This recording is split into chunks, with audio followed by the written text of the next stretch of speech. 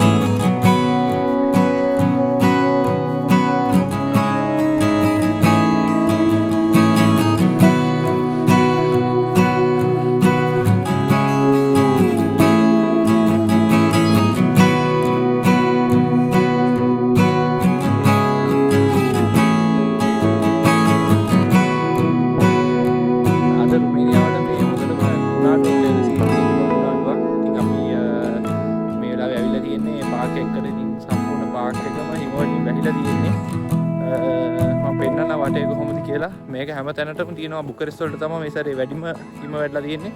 සාමාන්‍ය මීටරයක් විතර උඩට හිම වැටෙනවා කියලා දාලා තිබ්බා නිවුස් වල. දැන් නම් හිම වැටෙනවා ඇති වගේ හැම තැනම මේ හිම වැටලා දැන් ගොඩක් සීතලයි සාමාන්‍ය රින 10 15 වගේ යනවා. ඉතින් මම පෙන්නන්න වටේ කොහොමද කියලා.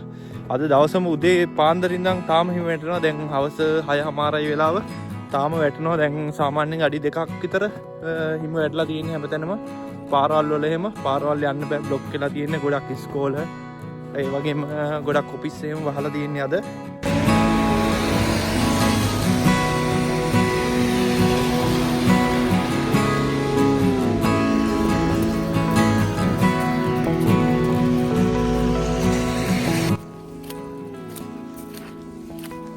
අද හොඳටම දිය වෙලා තියෙන්නේ. දැන් අද දිය ගොඩක් හිම වැටුණාට හැමතැනම වගේ හිම දිය වෙනවා. පාරවල් යන්න බෑ. පාරවල් බ්ලොක් වෙලා තියෙන්නේ මේ හිම වැටලා හින්දා. කොහොමත් අද හොඳට අවුව වැටෙන හින්දා වැටෙන ගමන්ම දිය වෙනවා. ඒ වුණාට පාරවල් එහෙම ඔක්කොම වතුර පිරලා මේ බ්ලොක් වෙලා තියෙන්නේ. ඉතින්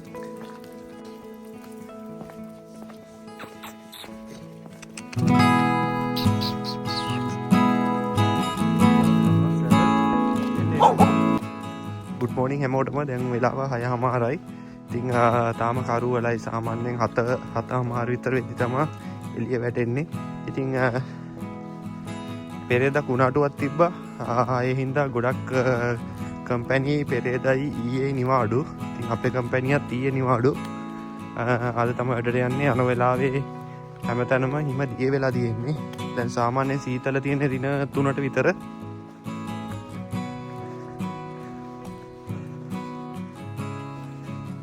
පෙබරවාරි 20. ඉතින් තාම හිම වැටෙනවා.